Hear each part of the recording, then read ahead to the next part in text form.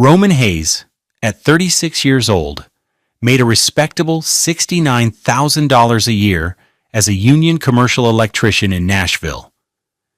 It was a good living, an honest one, built with the skill in his hands and the sweat on his brow. On this particular Tuesday morning at 6:18 a.m., he was kneeling on the damp grass of their front lawn in North Nashville, his hands usually steady enough to wire a 480-volt panel live, trembling slightly as he tightened a loose connection on their mailbox. The air was thick with Tennessee humidity, and the rising sun was just beginning to slice through the morning haze. It was inside their small, $1,400 a month rental house that the foundation of his life was being systematically demolished. The bedroom window was open just a crack, and his wife Adriana's voice, a voice he once thought was the sweetest sound in the world, drifted out, sharp and clear as broken glass.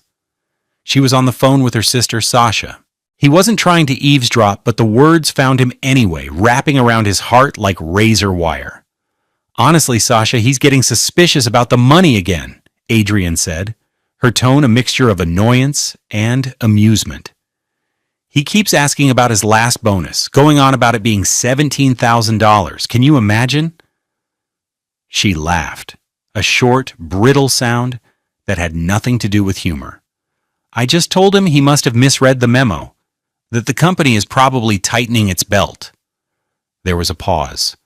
Roman could picture Adrian perfectly, sitting on the edge of their shared bed, her long, elegant fingers toying with the silk tassel on her $350 robe, her beautiful deep brown face twisted into a mask of casual contempt. Sasha's voice was too faint to make out, but Adrian's reply was a cannon blast in the quiet morning. "Oh, please. He'll get over it. He always does." Another pause, and then the words that would be seared into his memory for the rest of his life. "He'll take whatever I give him and still stay. He stays for the scraps, Sasha. Always has." Scraps. The word hit him not like a punch, but like a slow-acting poison, spreading a cold numbness through his limbs. He stared at the screwdriver in his hand, a Klein Tools model that cost him $24.99, a tool he used to build a life for them. He thought of the overtime hours, the weekends spent on call, the physically grueling work in unfinished buildings, freezing in the winter and sweltering in the summer. All of it, in her eyes, was just him begging for scraps. He felt a profound, bottomless humiliation. It was the kind of shame that didn't make you angry, not at first.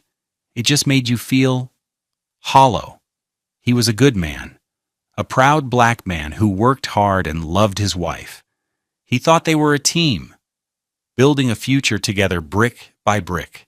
He had no idea she was the one kicking the bricks out from under him as fast as he could lay them. He slowly stood up, the screwdriver feeling impossibly heavy. He looked at the house, at the window from which the poison had seeped. He had no idea what was coming, but in that moment something inside him shifted. The warmth he'd felt for the woman inside, the patient, enduring love, was extinguished, replaced by a cold, hard, and terrifyingly clear sense of purpose. She thought he would stay for scraps. She had no idea he was already gone.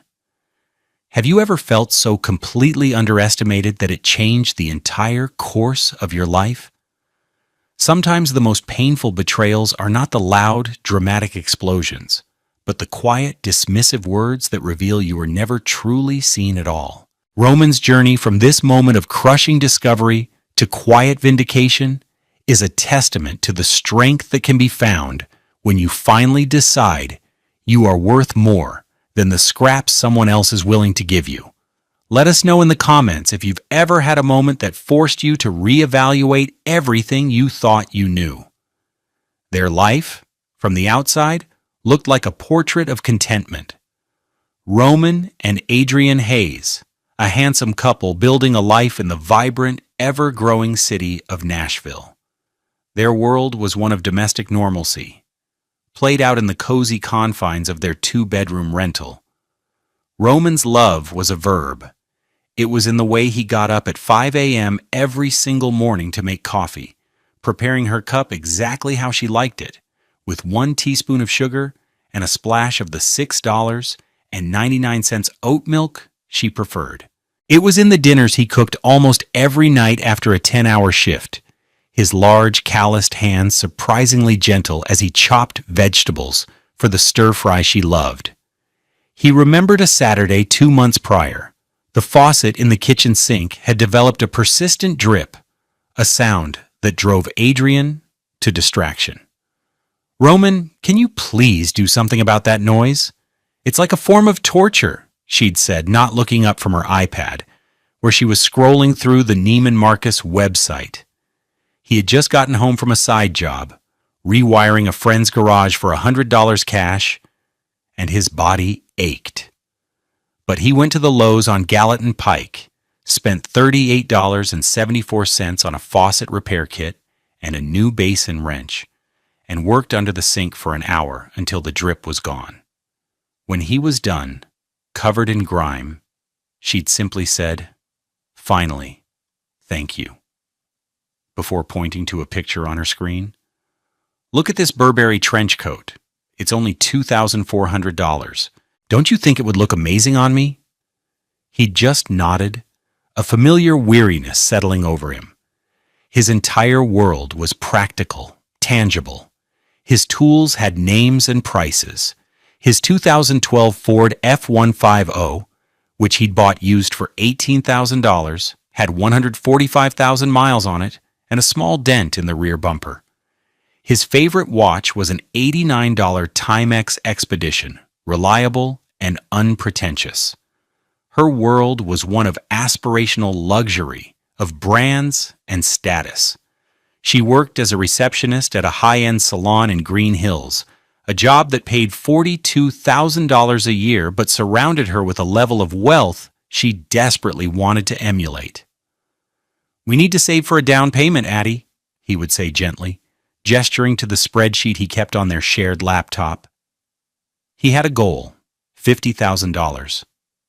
A down payment on a small house, maybe in Donaldson or Madison, where they could build real equity, a place with a yard and a garage, a place that was theirs. "Saving is so boring, Roman," she would sigh. "We have to live a little. My sister Sasha just got back from a trip to Miami. They stayed at the Fontainebleau. We never go anywhere." The spreadsheet showed their joint checking account, where his weekly union paycheck was direct deposited. It also showed a steady stream of withdrawals. $250 at a boutique in the Gulch, $150 for brunch at Cinema, a $400 charge from Sephora. He would bring it up, and she would deploy her standard defense. "It's about presenting a certain image, Roman. You don't understand. My clients are wealthy. I have to look the part. It's an investment in my career."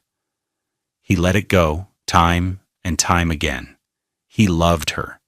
He loved the way her deep brown skin seemed to glow in the lamplight, the way she would laugh on the rare occasions she was truly happy. He loved the memory of the woman he'd met 7 years ago, a woman who seemed to admire his quiet strength and his skilled hands. He just worked harder, picked up more overtime, believing his effort would eventually fill the hole that her spending created. He, a proud black man with locks he'd been growing for a decade, meticulously retwisted every 6 weeks by his barber for $80, saw his value in his work ethic and his integrity. He thought she saw it too. He was wrong. She saw a workhorse, a means to an end. The facade of their domestic life was expertly maintained, but it was as hollow as a movie set. And he was the only one who didn't know he was just an actor in her production. The cruelty hadn't started with the words he overheard that Tuesday morning. It had been a slow, creeping poison, administered in doses so small he barely noticed them.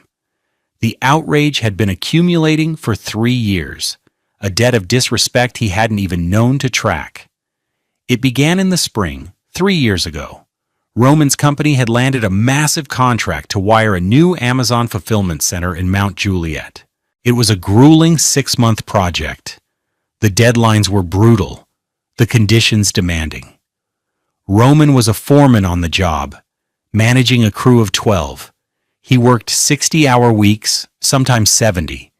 He came home long after dark, his body humming with exhaustion, his clothes stained with sweat and drywall dust. But he was proud. They finished the project 3 weeks ahead of schedule and under budget. His project manager, a man named Dave, had clapped him on the shoulder. "Roman, you killed it." The partners are thrilled. "There's a $15,000 project completion bonus headed your way. Should be in your next deposit."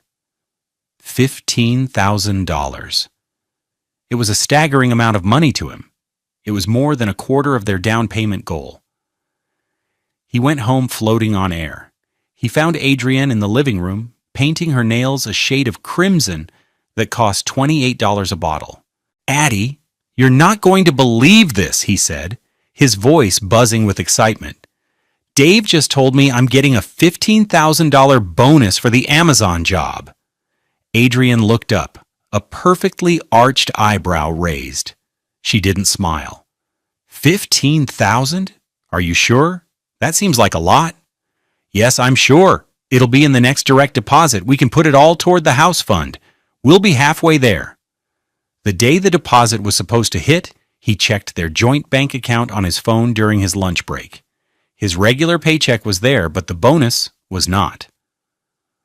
A knot of confusion tightened in his stomach. He called Adrienne. "Hey, did you see the deposit?" "The bonus isn't there," he said. "I saw," she replied, her voice flat. "Roman, are you positive you heard him right? Maybe he said 1,500.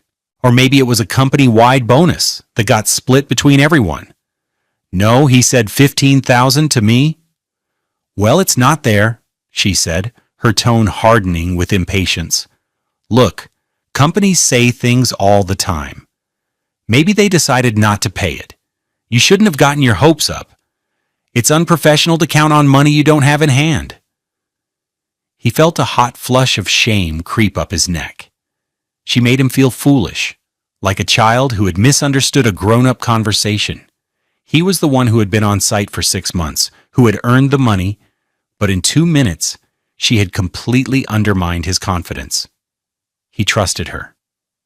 He assumed she was right, that there had been a mistake. He let it drop. The $15,000 vanished into the ether of a corporate error, a phantom promise. He never mentioned it again. A year later, it happened again. This time, it was a complex wiring job for a data center in Franklin. The project involved laying miles of fiber optic cable under a raised floor, a meticulous and back-breaking task. Roman was the lead technician. For 3 months, he lived and breathed that job. The bonus this time was $12,500. He was more cautious this time. He told Adrienne, but with less excitement. "I'm supposed to be getting a bonus for the data center job," he said. "About 12,500. "We'll see," she said, her voice laced with a familiar, weary condescension. And just like before, the deposit day came and went. Only his base pay appeared in the account. When he brought it up that evening, she didn't just dismiss him, she got angry. "For God's sake, Roman, are we going to go through this again?" she snapped, slamming a cabinet door. "Why are you so obsessed with this? It's tacky to be constantly chasing money. If you were meant to have it, it would be in the account. Maybe you need to focus more on your regular work instead of daydreaming about bonuses that don't exist. You're embarrassing yourself." Embarrassing. The word stung. He retreated into himself. He was a man who took pride in his competence, and she was painting him as a deluded fool. The doubt she planted took root. Maybe he was wrong. Maybe he was hearing what he wanted to hear. The humiliation silenced him. the $12,500 joined the first bonus in the land of make-believe. During this time, Adrian's sister, Sasha, was undergoing a miraculous financial transformation. Sasha worked part-time as a marketing assistant for a small real estate firm, a job that couldn't possibly pay more than $35,000 a year. Yet, suddenly, Sasha was living a life of startling luxury. It started with a new car, a white BMW 3 Series, a car that Roman knew had a starting price of $43,000. "Sasha is just so smart with her money," Adrian would say, beaming with pride. "She's been investing." Then came the announcement that sent shockwaves through their family. "Sasha bought a condo," Adrian announced one evening, her voice triumphant. "A corner unit in the Gulch? Can you believe it?" Roman knew the Gulch. It was one of Nashville's most expensive, trendiest neighborhoods, a cluster of glass towers filled with celebrity chefs' restaurants and rooftop bars. He'd worked on some of those buildings. He knew what they cost. They went to Sasha's housewarming party. Walking into the condo was like stepping into another world. Floor-to-ceiling windows offered a panoramic view of the glittering Nashville skyline. The kitchen was a masterpiece of stainless steel and quartz, with a sub-zero refrigerator that cost at least $10,000. The furniture was sleek, minimalist, and expensive. Roman saw a price tag he'd accidentally left on a floor lamp from Restoration Hardware. $1,895. How could she afford this? Roman whispered to Adrian as they stood on the balcony, the city lights spread out below them like a carpet of jewels. Adrian scoffed, pulling her arm away from his. "She's brilliant, Roman. I told you. She made some incredible moves in the market. She doesn't just work for a paycheck like some people. She makes her money work for her." The dig was unmistakable. He was some people. The third bonus was 6 months ago. A $17,000 payout for finishing the electrical systems on a new Vanderbilt University medical building. This time, Roman didn't say a word to Adrian. He watched the pay schedule like a hawk. He saw the bonus listed on his online pay stub from the union. It was real. The money was issued. And yet, on deposit day, it once again failed to appear in their joint account. This time, there was no confusion, no self-doubt, just a cold, heavy certainty that settled in the pit of his stomach. He was being stolen from. And the person he shared a bed with, the person who held his heart, was the thief. The thought was so monstrous, so profoundly disloyal, that he couldn't confront it directly. It was a dark shape in the corner of his mind, a truth too terrible to face. So he said nothing. He carried the cold knot of betrayal in his gut, a silent passenger in the hollowed-out marriage he still pretended to inhabit. He had no proof, only a devastating suspicion. The final piece of the puzzle, the one that would connect his stolen labor to Sasha's impossible luxury, was still missing, but he could feel it, just out of reach, waiting for him in the dark. That Tuesday morning, after Adrian's words about scraps had landed, the dark shape in Roman's mind came into sharp focus.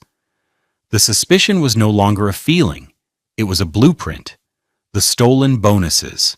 Sasha's inexplicable $650,000 condo. The dates, the condescension, it was all connected. At 6:47 a.m., he didn't drive his 2012 Ford F-150 toward the construction site in Midtown. He turned left, heading downtown, his hands gripping the worn leather of the steering wheel.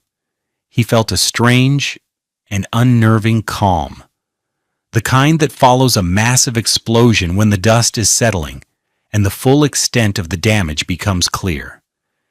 His emotional world was rubble, but his mind was a steel beam, straight and unbending. He parked his truck in a garage on 3rd Avenue, paying the $12 fee without a second thought. He walked the 2 blocks to the Davidson County Courthouse. The morning air was already sticky, but he didn't feel it. He walked past lawyers in their crisp suits and government workers with their lanyards, a man in Carhartt pants and steel-toed boots on a singular, grim mission. Inside, the air was cool and smelled of old paper and floor wax. He found the public access terminals for the Register of Deeds. The interface was clunky, but Roman was a man who understood systems. He navigated to the property records search. He typed in the address of Sasha's condo in the Gulch. A few seconds later, the record appeared on the screen. Owner, Williams, Sasha L. He clicked to view the detailed documents. The first one he opened was the deed itself. There it was, clear as day. Sasha L. Williams, a single woman, as the sole grantee. His heart didn't sink. It didn't do much of anything. It was just a fact, another piece of data. Then he navigated to the mortgage documents. He scanned through the pages of legalese until he found what he was looking for, the closing statement. He zoomed in on the section detailing the sources of funds. Down payment, $45,000. He stared at the number. It was a significant amount, but it was the next line that made the air leave his lungs in a silent rush. Wire transfer. Received from buyer, April 15th, 2020. April 15th, 3 years ago. He pulled out his phone, his fingers moving with practiced speed. He had a folder in his email where he saved all of his pay stubs, a habit of meticulous record-keeping his father had drilled into him. He scrolled back through the years until he found the pay period for the Amazon bonus. The pay stub was dated April 10th, 2020. It clearly showed his gross pay, his deductions, and at the bottom, a line item, project completion, bonus, $15,000. April 10th was a Friday. The banks would have processed the transfer over the weekend. April 15th was the following Wednesday, 3 business days, exactly the amount of time it would take for a deposit to clear and be wired out. His blood ran cold. It wasn't a coincidence. It was a transaction. He kept digging. His heart was now beating a slow, heavy drum against his ribs. He remembered the data center job, the $12,500 bonus. He found the pay stub from a year later. The bonus was issued on May 5th. He went back to the condo's mortgage history. He found a record of a large principal-only payment made on May 10th. The amount, $12,500. Then, the final nail. The Vanderbilt job. The $17,000 bonus he never even told Adrian about. The pay stub showed it was issued on November 12th of last year. He scanned the mortgage payment history again. On November 17th, another principal-only payment. The amount, $17,000. $15,000 plus $12,500 plus $17,000 equals $44,500. His money, his sweat, his 60-hour weeks. It hadn't vanished into a corporate mistake. It hadn't been a daydream. It had been systematically intercepted and funneled, dollar for dollar, into a luxury high-rise condo for his sister-in-law. Adrian hadn't just lied to him. She had orchestrated a 3-year-long campaign of theft and gaslighting. She had made him feel incompetent, foolish, and small, all while she was using his labor to build a life for someone else. He leaned back in the uncomfortable plastic chair. The hum of the courthouse faded into the background. He looked at the screen, at the cold, hard numbers that told the story of his marriage, the story of what he was worth to her. He wasn't a husband. He was an asset to be stripped. He wasn't a partner. He was a resource to be exploited. He was the man who stayed for scraps. He printed everything, the deed, the closing statement, the mortgage payment history. He paid the $1 per page fee with his debit card. As the printer whirred, spitting out the evidence of his wife's profound betrayal, he felt no rage. The space where anger should have been was filled with an icy, absolute resolve. The man who had walked into the courthouse that morning was a victim.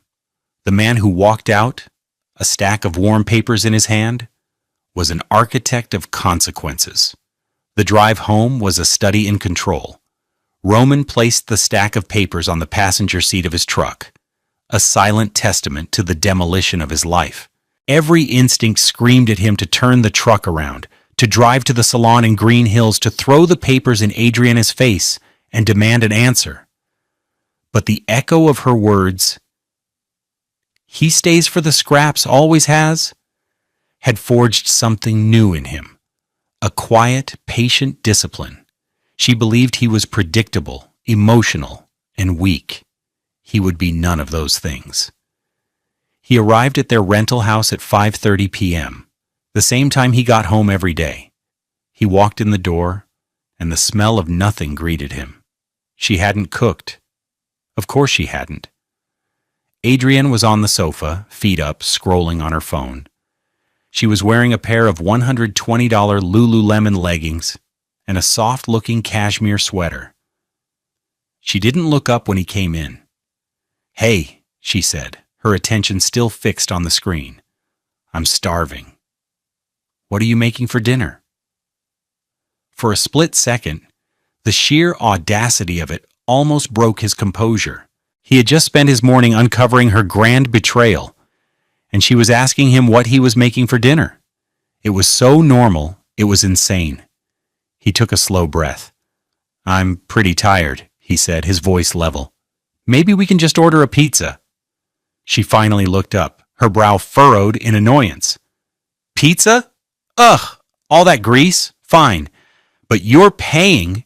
I had to get my lashes refilled today and it was $150. "Okay," he said. He walked past her into their bedroom, the papers clutched in his hand. He placed them inside his empty work bag and hid it in the back of his closet. He felt like a spy in his own home. He ordered a large pepperoni pizza from a local place, paying the $26.50 with his card. They ate in near silence, the sound of some vapid reality show filling the space between them. He watched her, really watched her, for the first time in a long time. He saw the subtle lines of dissatisfaction around her mouth. He saw the way her eyes were constantly scanning for something better, something more. He saw a stranger. Then she dropped the bomb that solidified his path. "Oh, I forgot to tell you the good news," she said, dabbing her mouth with a napkin. "Sasha's refinance on the condo was approved. The closing is this Friday. She's pulling out a ton of equity to put into this new investment fund. She is going to be seriously rich, Roman. It's amazing." Roman felt a jolt, a surge of something that felt like dark electricity. The closing was Friday, 3 days away. "She's having a little celebration Friday night," Adrienne continued, oblivious. "At L.A. Jackson, that rooftop bar at the Thompson. We should go. It'll be fun to be around that kind of energy." He looked at her excited, glowing face, and felt nothing but a vast, cold distance. She was inviting him to celebrate the success of a fraud that he had paid for. The irony was so thick he could taste it. "Maybe," he said, his voice a perfect mask of neutrality, "I might have to work late on Friday." "Don't," she said dismissively. "It's important to support family."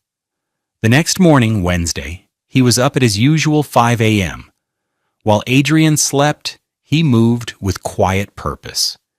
He went to the small desk in the corner of their bedroom that served as his office. He logged into the union benefits portal and, one by one, downloaded and printed every single pay stub from the last 4 years. He used a highlighter to mark the bonus line items. Then he logged into their joint bank account. He printed the statements for the corresponding months, highlighting the absence of those specific deposits.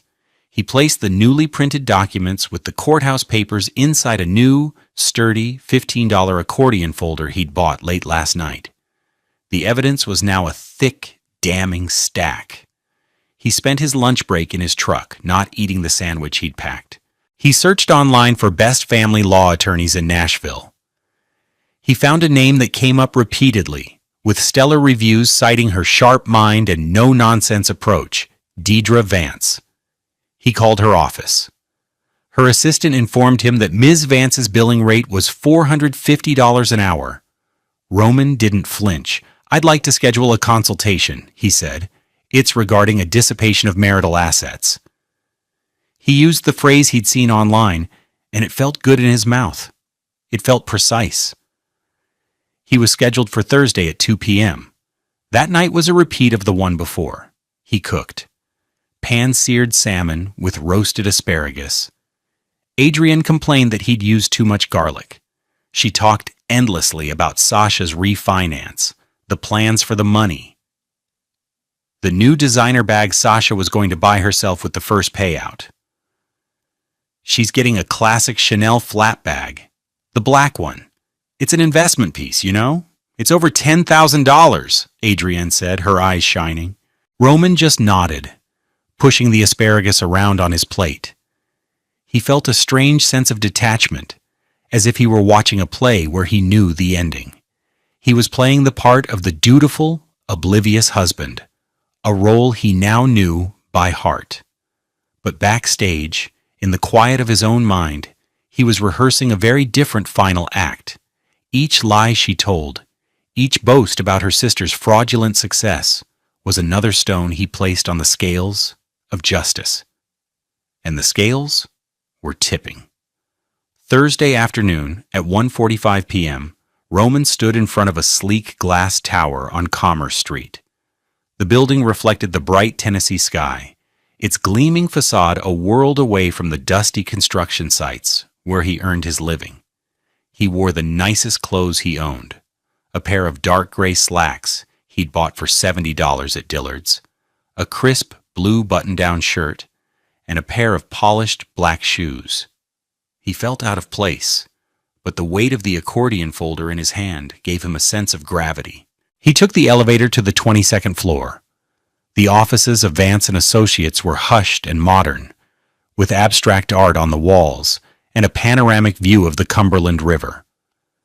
A receptionist led him to a corner office. Deidre Vance was a formidable presence. A sharp, elegant black woman in her late 40s, she wore a tailored navy blue suit that probably cost more than his monthly rent. Her hair was styled in intricate, beautiful braids, and her eyes were intelligent and direct. She did not waste time with small talk. "Mr. Hayes," she said, gesturing to the chair opposite her large mahogany desk. "My assistant said you have a matter of some urgency." "I do," Roman said. He sat down and placed the accordion folder on the desk between them. "I believe my wife has been diverting marital funds for the last 3 years to purchase a property that is titled in her sister's name." Deidre leaned forward. Her interest piqued. "Go on." Roman opened the folder and began to lay out the documents one by one, like a poker player revealing a royal flush. He started with his pay stubs, the highlighted bonus lines glowing under the office lights. "This is from 3 years ago, a $15,000 bonus. This is from 2 years ago, $12,500. And this one from 6 months ago is for $17,000. Next, he laid out the bank statements from their joint account. These are the statements for the months the bonuses were paid.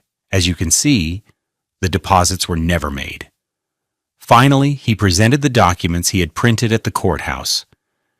"This is the deed to a condo in the Gulch, purchased 3 years ago, titled solely to my wife's sister, Sasha Williams. This is the closing statement showing a $45,000 down payment, wired 3 days after my first bonus was issued. And this," he said, his voice steady, "is the mortgage payment history. It shows 2 subsequent large, principal-only payments, one for $12,500, made 5 days after my second bonus, and another for $17,000, made 5 days after my third." He finished and sat back, his hands folded on his lap. He had said his piece. The papers did the rest of the talking. Deidre Vance was silent for a full minute. She picked up each document, her eyes scanning them with practiced speed. She looked at the dates, the amounts, the names. A slow, appreciative smile touched her lips. "Mr. Hayes," she said, her voice holding a new note of respect. "In my 20 years of practicing family law, I have rarely had a new client walk in with a case this airtight. You have done 80% of my work for me." She leaned back in her chair. "Your wife's actions constitute a classic case of dissipation of marital assets. The funds were earned during the marriage, which makes them marital property. The fact that she secretly diverted them to purchase an asset for a third party is fraud." Roman felt a wave of validation so powerful, it almost made him dizzy. He wasn't crazy. He wasn't foolish. He was right. "What happens now?" he asked. "Now we act," Deidre said, her tone shifting into strategic mode. "You mentioned she's celebrating her sister's refinance of this property on Friday?" "Yes, the closing is Friday morning." Deidre's smile sharpened. "Perfect. Here is what we are going to do. First thing tomorrow morning, my paralegal will be at the courthouse. We will file for divorce on your behalf. Simultaneously, we will file a document called a aui lease pendens against the condo." "A lease pendens?" Roman repeated the strange-sounding words. "It's Latin for suit pending," she explained. "It's a public notice that the property is the subject of ongoing litigation. The moment it is filed and recorded, it creates a cloud on the title. No title insurance company will issue a policy for a property with a clouded title, which means no lender will fund a loan. Her sister's closing will be stopped dead in its tracks." The image was so vivid, so precise, that Roman could almost see it, the smug celebration turning to panic, the phone calls, the confusion. "The claim," Deidre continued, "will state that the condo was purchased using fraudulently obtained marital funds, and we will be seeking for it to be legally recognized as a marital asset to be divided in the divorce. We will petition the court to force the sale of the property." It was more than he could have hoped for. It wasn't just about getting his money back. It was about the truth. It was about accountability. "What do you need from me?" Roman asked. "A retainer," Deidre said plainly. "My fee is $4.50 an hour. I'll need a $5,000 retainer to begin work." Roman didn't hesitate. He pulled a credit card from his wallet, a personal Visa card with a $10,000 limit that he kept for emergencies, a card Adrian knew nothing about. This was the definition of an emergency. He slid it across the desk. "Do it," he said. Deidre Vance took the card. "Consider it done, Mr. Hayes. I suggest you try to have as normal an evening as possible, and I would recommend you not attend that celebration tomorrow night." A rare, grim smile touched Roman's lips. "I wasn't planning on it." He walked out of the glass tower and back into the afternoon sun. He felt lighter than he had in years. The weight of the secret, the humiliation, the doubt, it was gone, replaced by the clean, cold mechanics of justice. The plan was in motion. The trap was set. All he had to do now was wait for Friday. Friday morning broke with a deceptive calm. Roman went through his morning routine with a deliberate, almost robotic precision. He made coffee at 5 a.m., but only for himself. He packed his lunch. He left the house before Adrian was even stirring. As he drove toward his job site, the city of Nashville was waking up around him, blissfully unaware of the coordinated strike about to be executed in its bureaucratic heart. At precisely 9:15 a.m., Deidre Vance's paralegal, a young, efficient man named Marcus, walked up to the counter at the Davidson County Clerk's office. He handed over a small stack of documents and a check for the filing fees. The clerk, a woman with tired eyes, took the papers and began stamping them, the rhythmic thud of the stamp echoing the ticking clock of Sasha Williams' financial life. One stamp for the divorce petition, another, more critical stamp for the Ellis pendants. The document was scanned and within minutes officially recorded, becoming a public record, a digital landmine waiting to be stepped on. 17 miles away, in a sterile conference room in a Franklin office park, Sasha Williams was having the best day of her life. She sat at a long, polished table at the offices of Premier Title Services. She was wearing a new $850 DVF wrap dress for the occasion. Across from her sat the closing agent, a pleasant but flustered man named Mr. Peters. The loan officer from the bank was there, smiling. Sasha had been approved to refinance her $650,000 condo, pulling out $150,000 in cash-out equity. The money was already mentally spent on the Chanel bag, a down payment on a new car for Adrian, and a high-risk, high-return investment fund a friend had told her about. "Just a few more signatures here, Ms. Williams," Mr. Peters said, sliding a document toward her. Sasha signed with a flourish. She felt invincible. She and Adrienne had done it. They had played the long game and won. Roman, poor, simple Roman, was at work, none the wiser. She felt a small, triumphant smile play on her lips. As she was signing the last page, Mr. Peters was tapping at his keyboard, running a final title check before authorizing the wire transfer from the lender. Suddenly, his fingers froze. His pleasant expression vanished, replaced by a look of confusion, then alarm.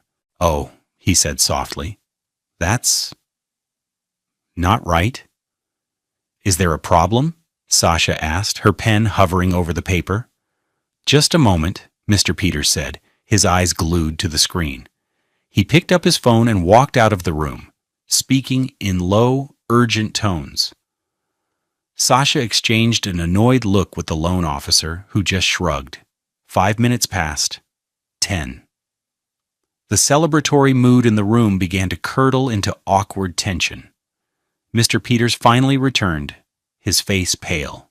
He cleared his throat. "Ms. Williams," he began, his voice strained, "I'm very sorry, but we have a major issue. We cannot proceed with the closing." Sasha stared at him. "What are you talking about? Everything is approved. The money is ready. ALA's pendants was just filed against the property about 30 minutes ago," he said, reading from his screen. "It was recorded at 9:17 a.m. It puts a legal cloud on the title. It states the property is subject to litigation in a pending divorce case, claiming it as a marital asset." The words hung in the air. Nonsensical. Divorce case? Marital asset? "That's impossible," Sasha said, her voice rising. "This is my condo. My name is the only one on the deed. There must be a mistake. It's probably for another unit." "I'm afraid not, Ms. Williams," Mr. Peters said, looking deeply uncomfortable. "It's for your specific property address and parcel number. The filing party is a Roman Hayes." Roman. The name hit Sasha like a physical blow. Her mind reeled. How could Roman know? How could he do this? It made no sense. He was the quiet one, the one who fixed things, the one who took what he was given. I have to make a call," she stammered, grabbing her $1,200 Louis Vuitton bag and fumbling for her phone. She stumbled out into the hallway, her hands shaking. She dialed Adrienne. Adrienne was at the salon, in the middle of booking a client a $400 keratin treatment. "Sasha, I can't talk right now," she whispered. "They stopped the closing." Sasha shrieked into the phone, her voice a raw sound of panic. "They stopped it. Something about a lis pendens. They said Roman filed it. Roman, what the hell is going on?" Adrienne went cold. "What? That's crazy? He doesn't know anything. Let me call him." At 11:02 a.m., Roman was 30 feet in the air on a scissor lift, carefully wiring a series of high-bay LED fixtures in a cavernous warehouse. His phone buzzed in his pocket. He saw Adrian's name flash on the screen. He ignored it. His focus absolute as he stripped a wire. Let her wonder. Let her panic. He continued his work, the familiar, satisfying motions of his trade a calming balm. A minute later, his phone buzzed again with a voicemail notification. He waited until he was safely back on the ground, then played the message. Adrian's voice was tight with a frantic energy he had never heard before. "Roman, call me back right now. Something insane is happening with Sasha's condo. I think someone is trying to scam her or something. It's a huge mess. Call me." He deleted the message. He took a sip of water from his thermos. He got back on the lift. At 12:30 p.m., he was sitting in the cab of his truck, eating the turkey sandwich he had made that morning. Her name flashed on his screen again. This time he answered. "What's up?" he said, his voice completely flat, as if she were asking about the weather. "Roman!" Her voice was a half sob, half scream. "Thank God. You won't believe what's happening. Sasha's refinance was stopped. They're saying there's some legal thing on her condo, a lis pendens? Do you know what that is?" Roman took a slow, deliberate bite of his sandwich. He chewed it thoroughly, savoring the taste. He swallowed. "I do," he said into the silence. "You do?" she asked, confused. "What is it? Who would do this?" "It means suit pending," Roman said, his voice as cold and hard as the steel beams surrounding him. "It means there's a legal claim against the property." There was a long, breathless pause on the other end of the line. He could hear her mind working, the pieces clicking into place with sickening speed. "Who?" she finally whispered, the single word trembling with dawning horror. "Who would do that to Sasha?" Roman allowed himself a final, quiet moment before detonating her world. "I did," he said. "The condo was bought with my money, Adrian. My bonuses, marital assets." He heard a sharp, strangled gasp. "And by the way," he added, his voice dropping to a calm, devastating whisper, "a process server should be arriving at your salon any minute now. He has some papers for you. I'm filing for divorce." He hung up the phone. He finished his sandwich. The trap had been sprung. The strike was complete. The consequences were just beginning. The aftermath was not a single explosion, but a cascade of failures, each one a direct consequence of Adrian and Sasha's choices. Roman didn't have to lift another finger. He simply watched, from a quiet distance, as the world they had built on his stolen labor crumbled into dust. The first and most immediate consequence was the condo itself. The lis pendens was a legal chokehold. Sasha's refinance was not just postponed, it was dead. The lender immediately withdrew their offer. The $150,000 in equity she had been gleefully planning to spend vanished. But it was worse than that. Sasha, in her supreme confidence, had already signed a contract to invest $50,000 of the anticipated funds into the exclusive investment fund, which turned out to be a poorly structured, high-risk venture run by a friend of a friend. When she failed to produce the money, she was in breach of contract. The friend promptly filed a lawsuit against her for the full amount plus damages, a suit that would haunt her for the next 2 years and ultimately cost her over $65,000 in judgments and legal fees. The Gulch condo, once a symbol of her fraudulent success, became a prison. She couldn't sell it. She couldn't borrow against it. She was stuck with the $3,800 monthly mortgage and HOA payment, a crushing burden without the expected cash infusion. The second consequence landed squarely on Adrienne. Just as Roman had predicted, at 12:45 p.m. on that Friday, a stone-faced process server walked into the hushed, elegant lobby of the Green Hill Salon where she worked. He asked for Adrienne Hayes. In front of her manager, two other receptionists, and a wealthy client waiting for an appointment. He handed her the divorce papers. "You've been served," he said, his voice devoid of emotion. The humiliation was absolute. The papers weren't just for a divorce. They were a public record. Her manager read the petition summary later that day. It detailed the claims of fraud and dissipation of marital assets.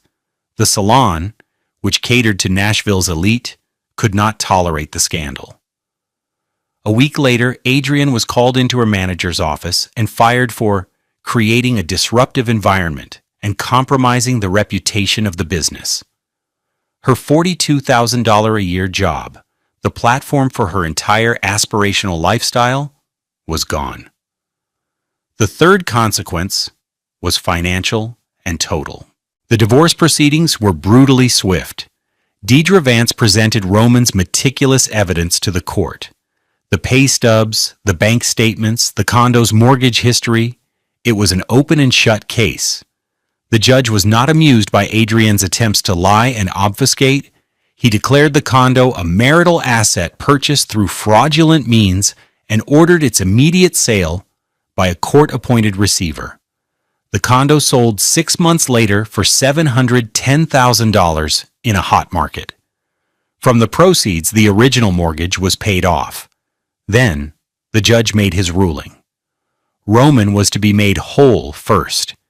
He was awarded his $44,500 in stolen bonuses, plus a court-mandated 8% annual interest for the years the money was withheld, which added another $9,800.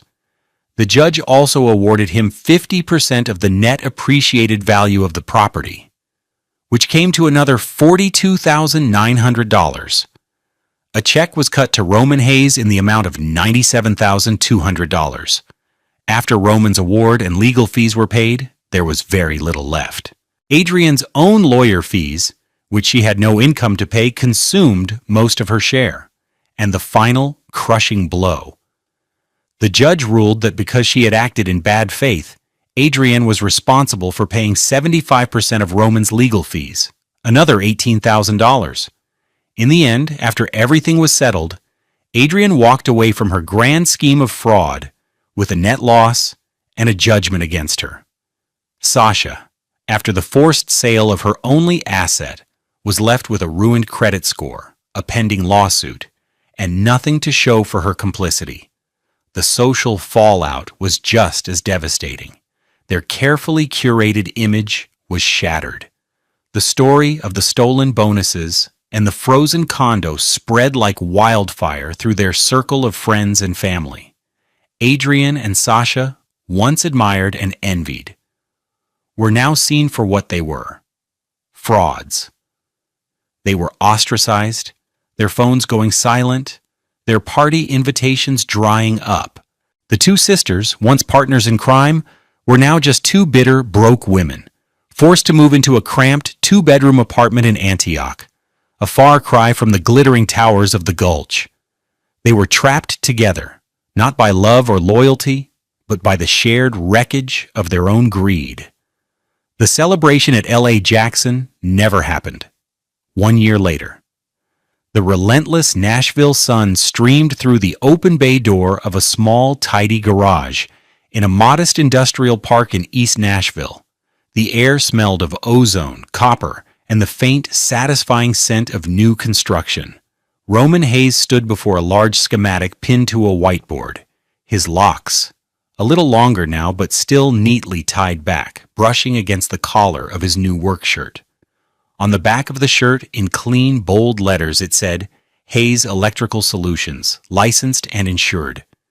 He had taken the $97,200 from the settlement and made a choice.